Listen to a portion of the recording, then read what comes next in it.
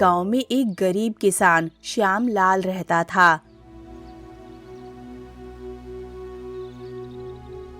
श्यामलाल को हर बरसात में अपने कच्चे घर के गिर जाने का डर सताता था। उस पार बारिश आने वाली है। मेरा दिल घबरा रहा है। मुझे बहुत डर लग रहा है। कहीं इस बार भी हमारा घर गिर गया तो हम क्या करेंगे? हमारे घर की छत घास की है और इसकी दीवारें कच्ची मिट्टी की बनी है। कहीं इस बरसात में कुछ अनर्थ ना हो जाए। डर तो मुझे भी लग रहा है। पिताजी, लेकिन हम कर भी क्या सकते हैं? मैंने सरपंच जी से बात तो की थी। उन्होंने मुझे आश्वासन दिलाया था कि वह मेरे घर पर लोहे की चादर डलवा देंगे और छत पक्की हो जाएगी। लेकिन पूरा 1 साल होने को आया, वो काम तो अब तक नहीं हुआ। वो सरपंच बस राजनीति करता है, गरीबों की मदद नहीं। हमारी मदद तो भगवान भी नहीं कर रहा है। जैसे ही बारिश का मौसम बनता है, मुझे डर लगने लगता है। हर बारिश में हमारी छत टपकती है, आधे से ज्यादा पानी अंदर आ जाता है और ये मिट्टी की कच्ची दीवारें गिरने लगती हैं। पिताजी, आप इतनी चिंता मत कीजिए। आप एक बार सरपंच जी से बात करके देखिए ना। हाँ बेटी, सोच तो मैं भी कुछ ऐसा ही रहा हूँ।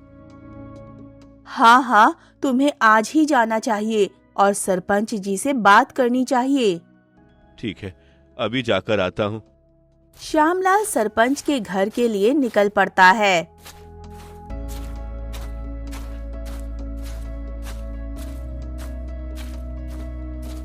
सरपंच जी, इस फरियादी की फरियाद सुन लीजिए।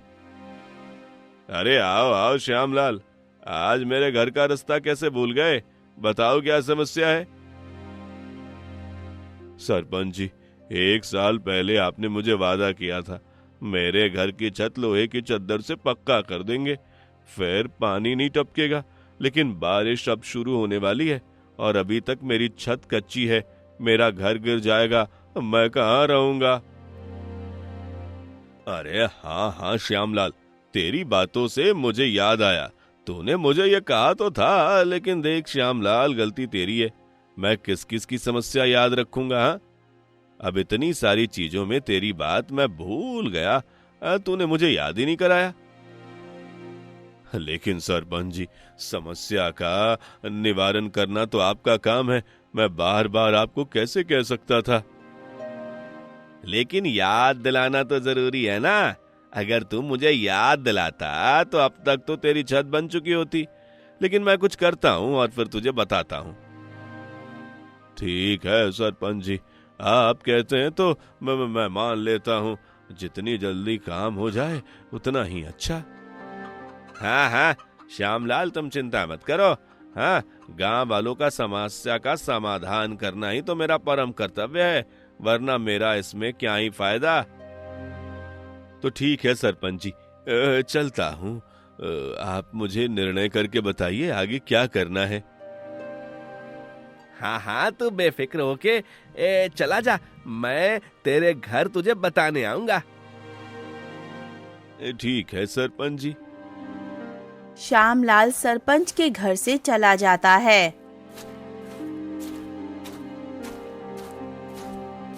देखो तो सरपंच कितना झूठ कहता है कि गांव वालों की भलाई के लिए सरपंच बना है। मैंने तो इसे किसी का भला करते नहीं देखा। उल्टा ये हमेशा गांव वालों को लूटता ही है। क्या बड़बड़ाते हुए जा रहे हो श्यामलाल? मुझे बताओ क्या समस्या है? अरे जमींदार जी, बस समस्या ही समस्या है। एक तो मेरे घर की घास फूस वाली छत ने मुझे परेशान कर रखा है और उसके गिरने का डर है मुझे। तूने सरपंच जी को नहीं कहा क्या? हाँ, कहा तो है। उन्होंने कहा वो निर्णय करके बताएंगे। हाँ, सरपंच जी तो भले आदमी हैं, वो तेरा काम जरूर करेंगे। उम्मीद तो मुझे भी यही है। एक छत मिल जाए उतना ही काफी है और मुझे कुछ नहीं चाहिए। अरे तू फिक्र मत कर, तेरी छत बन जाएगी। ठीक है जमींदार जी, चलता हूँ। ठीक है, मैं भी अपने काम से कहीं जा रहा था, फिर मिलते हैं। श्यामलाल अपने घर की तरफ चल देता है और जमींदार सरपंच के घर पर पहुंच जाता है। अरे सरपंच जी, मैं क्या सुन रहा हूँ? गांव वालों की समस्या का निवारण नहीं हो रहा। क्या भाई जमींदार, अब तुम भी मुझे ताने मारोगे क्या?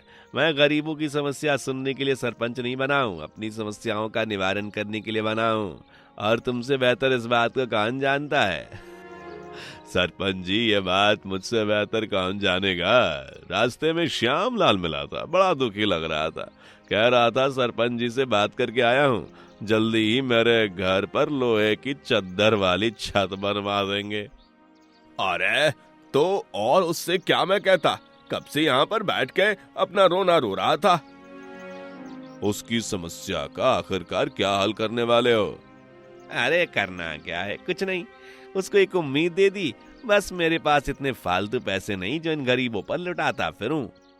लेकिन मेरे पास उसके लिए एक योजना है। अरे बताओ बताओ, क्या ऐसी योजना है? तुम तो जानते ही हो, फायदे का सौदा मैं कभी नहीं छोड़ता। सरपंच जी, आप श्याम लाल को छत बनाने के लिए हाँ कह दो और उसके बदले में उससे कहो कि अपनी जमीन वो हमें दे दे। जमीन बेचकर हम मुनाफा ही पाएंगे। उसकी जमीन गांव में सबसे अच्छी जगह पर है। बात तो तुम सही कह रहे हो, लेकिन क्या श्याम लाल इसके लिए मानेगा? मैंने उसकी आंखों में डर देखा है। हाँ, उसका डर ही उसे ले डूबेगा। लेकिन इसमें हमारा फायदा कहाँ हुआ? उसकी जमीन लेने के बाद उसकी छत तो हमें बनवानी ही पड़ेगी। अरे सरपंच जी, आप तो राजनीति वाले आदमी हैं, कुछ भी बहाना बनाकर कुछ भी कह दीजिएगा। हैं, उसकी छत बनवाने की हमें क्या जरूरत? कहीं ऐसा ना हो इस बार गांव वालों का क्रोध हम पर फूट जाए। अरे कैसी बातें करते हो सरपंच जी, आज से पहले हमने मिलकर कितना कुछ संभाला है और हम कह देंगे कि श्याम लाल हमसे पैसे ले जा चुका है, लेकिन उसने खुद ही वह पैसे उड़ा दिए और अपना घर नहीं बनवाया। एक बात तो माननी पड़ेगी, तुम योजना गजब बनाते हो। अब तो कल हम दोनों मिलकर श्याम लाल के घर जाएंगे, पहले उसकी जमीन हथियानी पड़ेगी। श्याम लाल अपने घर पहुंच जाता है। आपने सरपंच जी से बात की क्या? क्या वो हमारी मदद करेंगे? पुष्पा, इन राजनीति वाले लोगों को तो तुम जानती ही हो। सरपंच ने वही राजनीति वाली भाषा बोली। उसने कहा वो सोच विचार कर निर्णय लेगा। लेकिन इसमें सोचना क्या है? हमारा घर कभी भी टूट सकता है। पुष्पा, ये सरपंच जैसे लोग अपना फायदा देखे बिना कुछ भी नहीं करते। अब मुझे तो इस बात की चिंता है कि अगर बारिश शुरू हो गई तो मेरे घर का क्या होगा। पिताजी, चिंता मत करिए, भगवान कुछ न कुछ अच्छा ही कर देंगे। बेटी, तुम्हारी भगवान में आस्था देखकर मुझे अच्छा लगा, लेकिन इस वक्त ऐसा लगता है भगवान ने हमसे मुंह फेर रखा है। मुझे कोई रास्ता नजर नहीं आ रहा और सरपंच ने भी कोई सीधा उत्तर नहीं दिया है। आप चिंता मत करिए, कुछ न कुछ हो ही जाएगा। अरे श्यामलाल, अरे क्या बातचीत चल रही है और तुम्हारे चेहरे पर 12 क्यों बजे हैं? अरे क्या बताऊं हरिया, मेरी किस्मत ही फूटी है। घर पर एक पक्की छत भी नहीं बना पाया। अरे तुम इतने उदास क्यों होते हो श्यामलाल? सब ठीक हो जाएगा। हर चीज का एक सही समय होता है और वो अपने सही समय पर ही होता है। तुम इतनी चिंता मत करो, हम सब गांव वाले तुम्हारे साथ हैं। हाँ हाँ हरिया, ये बात तो मैं जानता हूँ, लेकिन बेचारे गांव वाले भी क्या करें। सभी गांव वाले गरीब ही हैं। बस धीरे धीरे करके लोगों ने ये अपने घर मजबूत कर लिए, लेकिन मैं वो भी नहीं कर पाया। अरे तुम फिक्र मत करो, क्या तुमने सरपंच जी से बात की? हाँ हाँ हरिया, सरपंच जी से बात की। उन्होंने कहा सोच कर बताएंगे। अरे सरपंच जी के तो क्या ही कहने, वो तो बस पूरे गांव को लूटता फिरता है। अपने लिए पक्के महल तैयार कर लिए, गांव वालों की जमीन बेच बेच कर। हैं, गांव का जमींदार और सरपंच मिलकर ये सब काम करते हैं, इसलिए दोनों माला माल हो गए। बात तो तुम सही कह रहे हो हरिया, लेकिन इन लोगों के खिलाफ बोलने की हिम्मत किसी में नहीं है। हम कुछ भी नहीं कर सकते। अब सबके पास थोड़ी थोड़ी जमीन बची है। ऐसा लगता है धीरे धीरे करके ये दोनों भी हथिया लेंगे। अब मेरी छत बनवाने के लिए भी ना जाने मुझसे क्या मांग करेंगे। फिक्र मत करो, हम गरीबों से वो क्या ही मांग लेंगे। नहीं नहीं, ये पुष्पा भाभी, इन लोगों को नहीं जानती आप, वो बहुत लालची हैं। अपना फायदा देखे बिना वो किसी का भला नहीं करते। हाँ हरिया, तुम बिल्कुल सही कह रहे हो। अब तो मुझे भी इस बात का डर सताने लगा है कि आखिरकार वो मुझसे क्या मांगने वाले हैं। जब भी होगा देखा जाएगा श्यामलाल, तो चिंता मत करना, अब मैं चलता हूँ। हाँ हाँ हरिया, ठीक है। बातों ही बातों में रात हो जाती है।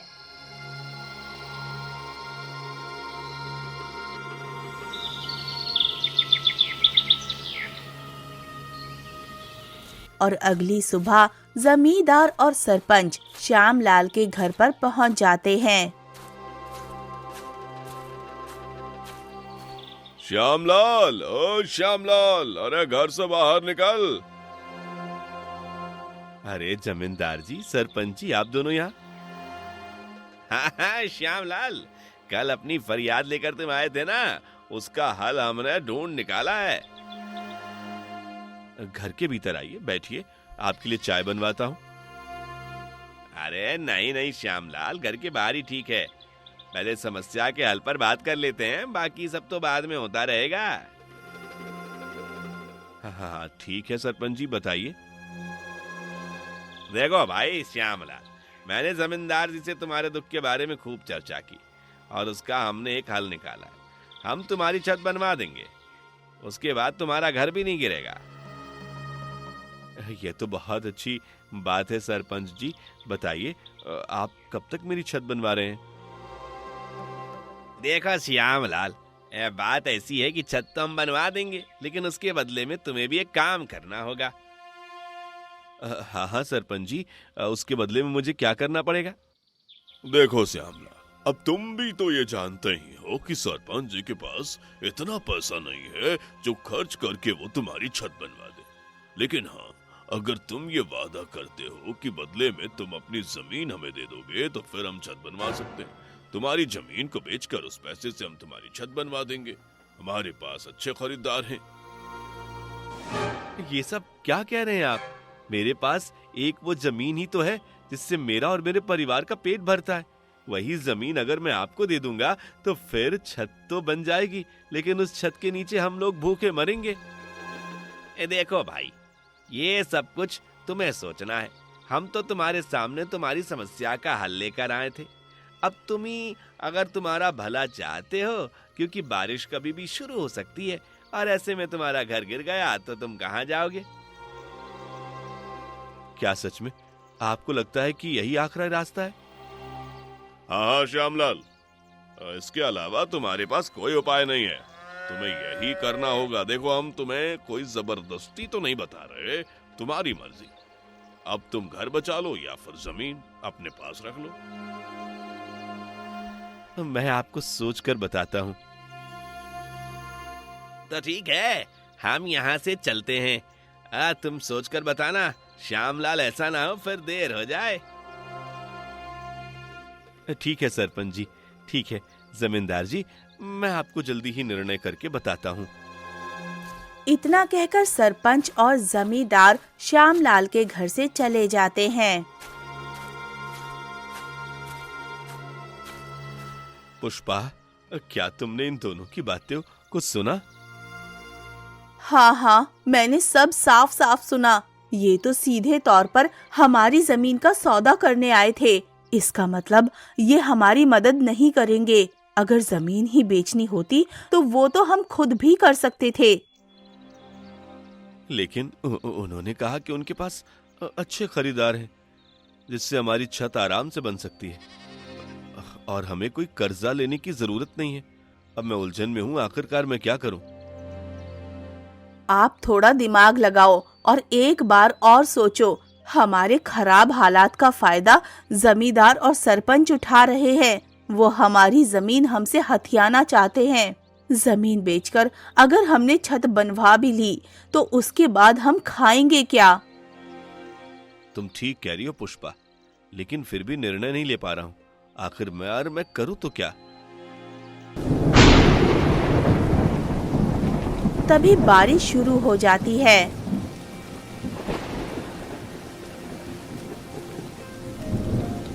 हे भगवान, बारिश शुरू हो गई और ये बारिश जब एक बार शुरू हो जाती है तो रुकने का नाम ही नहीं लेती। अब मैं क्या करूँगा? आप इतना घबराओ मत, ये तो बरसात की पहली ही बारिश है। पुष्पा, हमारे घर में इतनी ताकत नहीं, इस पहली बारिश को भी झेल ले। हमारा घर जर्जर हो गया है, वो कभी भी गिर सकता है। अब हम क्या करेंगे? पिताजी, अगर हमारा घर गिर गया तो हम फिर रहेंगे कहाँ? बेटी, मेरी कुछ समझ में नहीं आ रहा है, मैं क्या करूं? आपको क्या लगता है, जमींदार की बात मान लेनी चाहिए? मुझे लगता है इसके अलावा हमारे पास कोई चारा नहीं है। पिताजी, हमारी छत टपकना शुरू हो गई है और पीछे वाली दीवार, वहाँ से भी पानी नीचे आ रहा है। ऐसा लग रहा है कि वो दीवार गिरने वाली है। हे भगवान, हम पर कृपा दिखाओ। ऐसे कहर बनकर मत बरसो, हमारा घर गिर जाएगा, हम रास्ते पर आ जाएंगे। हे भगवान, हम पर कृपा करो। आप एक काम करिए, इसी वक्त जाइए और सरपंच और जमींदार से कहिए कि हम जमीन बेचने के लिए तैयार हैं। हाँ पुष्पा, मुझे भी यही आखिरी रास्ता नजर आ रहा है। मैं अभी जाता हूँ। बारिश में भाग भाग कर श्यामलाल सरपंच के घर पहुँचता है।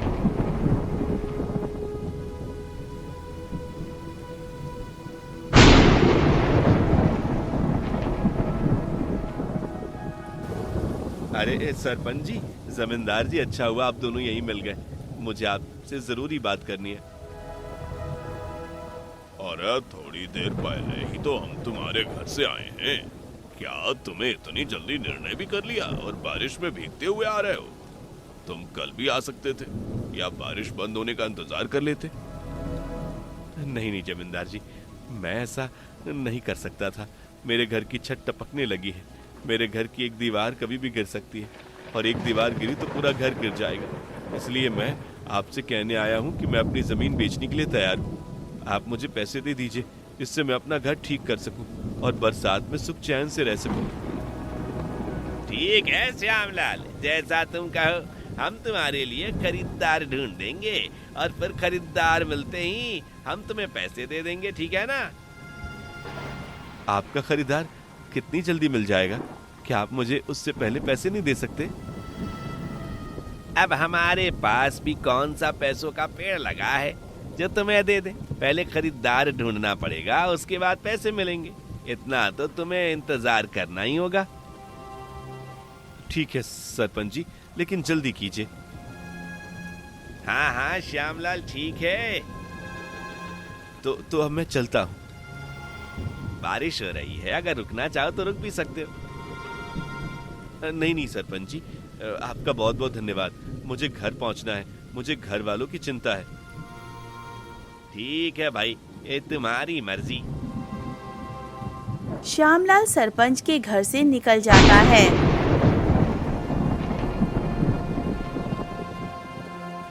ये शिकार तो जाल में फंस गया।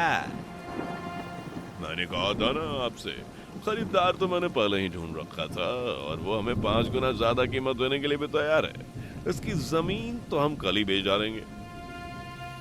लेकिन फिर इससे पैसे देने पड़ेंगे। अरे मैंने आपसे पहले ही कहा है, कुछ ना कुछ बहाना बनाते रहिए। हम इसे कह देंगे कि अभी हमें खरीदार नहीं मिला। तुम ठीक कहते हो।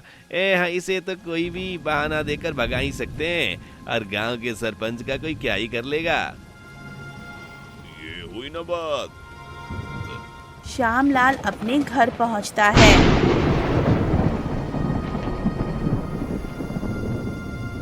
पुष्पा, मीरा, तुम तो ठीक हो ना? अभी तक तो ठीक है, लेकिन ऐसा लगता है कि ज्यादा देर ठीक नहीं रहेंगे। ये दीवार और छत कभी भी गिर सकती है। अब हम क्या करें? मुझे कुछ समझ में नहीं आ रहा। ये बारिश रुकने का नाम नहीं ले रही और अगर इसी तरह बारिश होती रही तो हमारा घर गिरने से कोई नहीं बचा पाएगा। सरपंच और जमींदार ने क्या कहा? उन्होंने कहा वो खरीदार ढूंढेंगे। जब खरीदार उन्हें पैसे देगा तभी वो मुझे पैसे दे पाएंगे। उससे पहले वो मेरी मदद नहीं कर सकते। जमीन के लिए खरीदार मिलना जरूरी है। मुझे दाल में कुछ काला लगता है। कहीं ये दोनों मिलकर हमें फंसा तो नहीं रहे? अब तो भगवान ही जाने पुष्पा कि क्या हो रहा है। मेरी समझ में तो कुछ भी नहीं आ रहा। मैं बस बारिश रुकने का इंतजार कर रहा हूँ।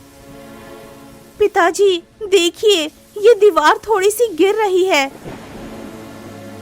हे भगवान, मीरा बेटी तुम हमारे पास आ जाओ, उस तरफ मत जाओ, वो दीवार गिरना शुरू हो गई है। हाँ पुष्पा, हम इस तरफ आ जाओ, इस कोने में बैठो। वो दीवार आधी से ज्यादा गिर चुकी है।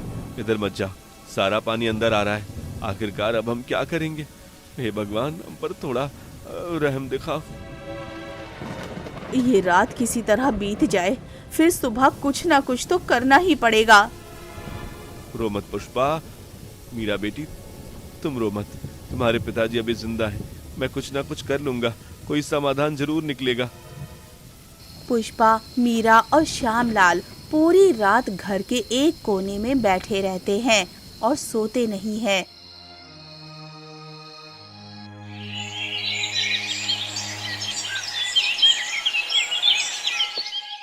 सुबह होते ही हरिया वहां पर आ जाता है। अरे हाँ श्यामलाल, तुम्हारे घर तो आधी दीवार गिर गई हैं। आखिरकार तुमने यहाँ रात कैसे काटी? अरे भगवान, जल्दी इस घर से बाहर निकलो, नहीं तो सब इसके नीचे दब जाओगे। हरिया, हम तो पूरी रात नहीं सो पाए। अब बस इस घर की दीवारों और छत को ही देखते रहे।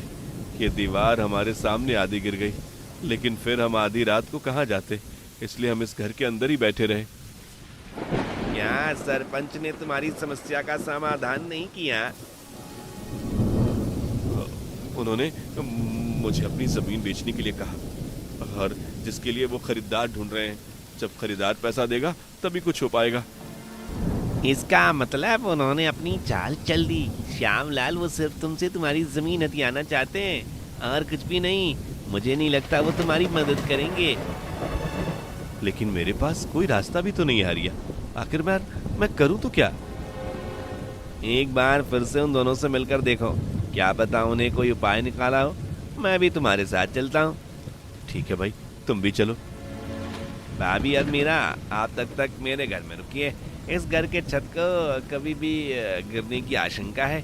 यहाँ रुकना खतरे से खाली नहीं। ठीक है भैया, हम आपके घर जाते हैं। चलो हरिया, जल्दी चलो, बारिश भी थोड़ी रुक गई है। श्यामलाल और हरिया सरपंच के घर पहुंचते हैं। सरपंच जी, श्यामलाल बहुत मुसीबत में है।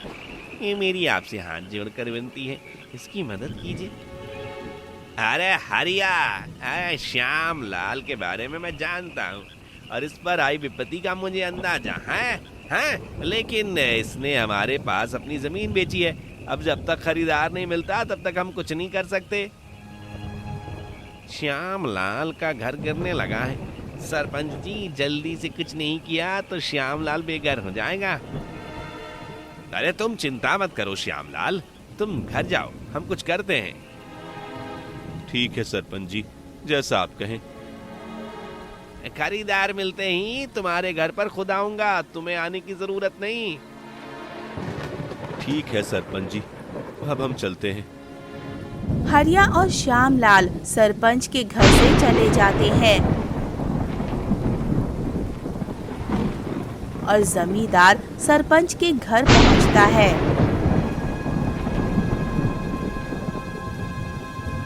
अरे सरपंच जी, सुबह सुबह जाकर श्यामलाल की जमीन में बेच आया। जैसा मैंने कहा था, 5 गुना ज्यादा दाम में बेची। ये लीजिए, आधे पैसे आपके और आधे मेरे। लेकिन वह श्यामलाल अपना दुखड़ा लेकर यहाँ आया था। हरिया भी उसके साथ आया था। उसका घर गिरना शुरू हो गया है, हम उसे क्या जवाब देंगे? इतना मत सोचिए सरपंच जी, अपना इंतजाम वो खुद ही कर लेगा। सारे गरीब किसानों का घर अगर हम बनवाएंगे तो हम भी कंगाल हो जाएंगे। इतना मत सोचिए। ठीक है, तुम तो मेरे पैसे इधर लाओ। हरिया और श्यामलाल घर पहुंचते हैं। हरिया, मेरा तो पूरा घर गिर चुका है। अब मैं क्या करूं, कहाँ जाऊं? यह तो बड़ी समस्या है। हम क्या होगा? सरपंच और जमींदार कुछ अलग ही खेल खेल रहे हैं। श्यामलाल, तुम मेरे घर पर ही रहो, पर आगे हम कुछ देखते हैं। अरे इसमें उपकार की कोई बात नहीं, तुम घर चलो, मैं थोड़ा गांव में घूम कर आता हूँ, मुझे कुछ काम है। ठीक है हरिया, तुम्हारा ये उपकार मैं कभी नहीं भूलूंगा।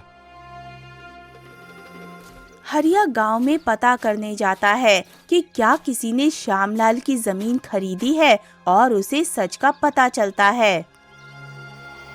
श्यामलाल, श्यामलाल, मेरी बात सुनो। अरे हरिया, तुम तो गांव का चक्कर मारने गए थे ना, क्या हुआ? मुझे गांव वालों से पता चला है कि आज सुबह तुम्हारी जमीन जमींदार ने किसी को बेच दी, वो भी 5 गुना ज्यादा दाम में। वह तुम्हारी जमीन देखने भी आए थे। आसपास जो किसान अपने खेतों में काम कर रहे थे, उन्होंने मुझे बताया तुम्हारी जमीन बिक चुकी है और तुम्हें जमींदार और सरपंच ने बेवकूफ बनाया है। वह तुम्हें जानबूझकर पैसे नहीं दे रहे, उनकी वजह से तुम बेघर हो गए हो। मुझे अभी कुछ करना होगा। चलो सरपंच के घर चलते हैं, लेकिन तुम आगे चलो और सरपंच का सच सबके सामने लाने का मैं इंतजाम करता हूँ। ठीक है हरिया, तुम जैसा कहो। मीरा, श्यामलाल और पुष्पा सरपंच के घर की तरफ जाते हैं और हरिया पीछे से पूरे गांव को इकट्ठा करके ले आता है। सरपंच जी, आपने मेरा साथ इतना बड़ा अन्याय क्यों किया? मैंने तुम्हारे साथ क्या अन्याय किया है? मैं तो तुम्हारी मदद कर रहा हूँ। हाँ हाँ श्यामलाल, हम तो तुम्हारी मदद कर रहे हैं, अन्याय की बात कहाँ से आ गई? मुझे पता है मेरी जमीन बिक चुकी है, वो भी 5 गुना ज्यादा दाम में, लेकिन आप लोग जानबूझकर मुझे पैसे नहीं दे रहे हैं। आपने मेरी जमीन भी हथिया ली और मेरी मदद भी नहीं की। मैं बेघर हो चुका हूँ। आपने ऐसा क्यों किया? अरे अच्छा, तो तेरे सामने सच्चाई आ गई। हाँ, हमने ऐसा ही किया है जैसा तुझे पता चला है। लेकिन अब तू क्या कर लेगा? तू हमारा क्या बिगाड़ लेगा? हाँ, मैं जाकर गांव वालों को सब सच बता दूंगा। मैं कह दूंगा कि आपने मुझसे मेरी जमीन हथियाई है और मुझे बेघर होने पर मजबूर कर दिया है। आपका सारा षड्यंत्र मैं गांव वालों के सामने रख दूंगा। तुझे लगता है तू कहेगा और गांव वाले मान लेंगे?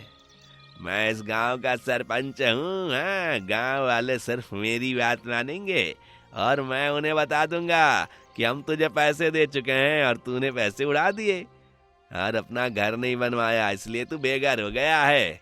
हाँ, सब तेरी गलती है। हमारी पोल खोलने चला है, हम तेरी टांगे तोड़ देंगे, तेरी जुबान काट देंगे, फिर लंगड़ा लूला होकर गांव में भीख मांगेगा। हमसे मत उलझ और यहाँ से चला जा। तुम पापी नीच इंसान हो, कैसी बातें कर रहे हो? हमसे बदतमीजी मत कर और निकल जा पुष्पा यहाँ से। अपने पति और बेटी को भी ले जा, नहीं तो अंजाम अच्छा नहीं होगा। तो आखिरकार तुम दोनों का असली रूप सामने आ ही गया। प्यार मोहब्बत का जो तुम नाटक करते हो और गांव वालों की मदद करने का जो नाटक करते हो, उसकी पोल खुली गई। हरिया, तुम यहाँ क्या कर रहे हो? ये सारा गांव वाले यहाँ पर क्या कर रहे हैं? ये तुम्हारा असली चेहरा देखने आए हैं और तुम्हें सबक सिखाने भी। गांव वालों, इन्हें खूब मारो और इनके पास जो पैसे हैं वो श्यामलाल के हैं, उन्हें श्यामलाल को दे दो। गांव वाले सरपंच और जमींदार को खूब पीटते हैं। तुम्हारा बहुत बहुत धन्यवाद हरिया, तुम्हारी वजह से आज गांव वालों के सामने सच्चाई आई और तुमने मुझे बचा लिया। लेकिन अब मेरे घर का क्या होगा? हाँ, वो सब भी मैंने सोच रखा है, तुम चिंता मत करो, खुश हो जाओ।